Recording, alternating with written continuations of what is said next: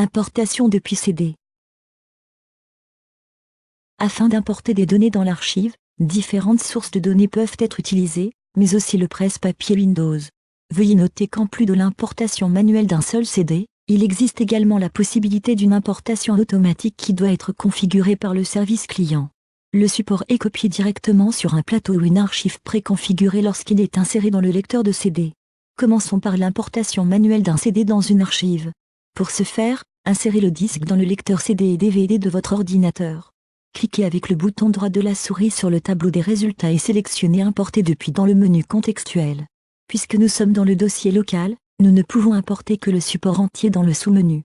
Nous avons donc choisi d'importer les données d'ICOM comme support complet. Dans le dialogue suivant, nous pouvons choisir où nous voulons importer notre média. Vous pouvez sélectionner ici tous les compartiments et tous les nœuds d'émission configurés. Les étapes suivantes sont identiques pour chaque option de sélection. Après avoir cliqué sur OK, tous les fichiers du CD au format d'ICOM seront copiés dans l'archive sélectionnée.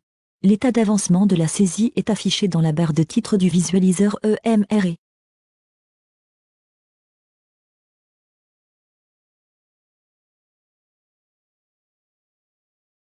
À la fin, vous obtiendrez une fenêtre d'information indiquant que les données ont été lues avec succès.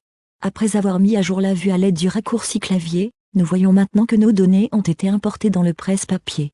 Pour importer uniquement les données sélectionnées, vous devez sélectionner le CD comme source dans l'organisateur EMR.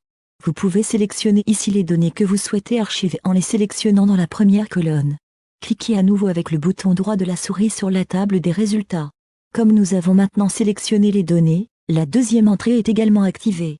Nous la sélectionnons maintenant et importons nos données dans notre fichier d'importation. L'état d'avancement est affiché.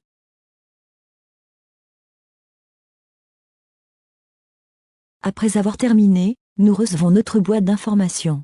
Dans notre dossier d'importation se trouvent maintenant uniquement les enregistrements sélectionnés.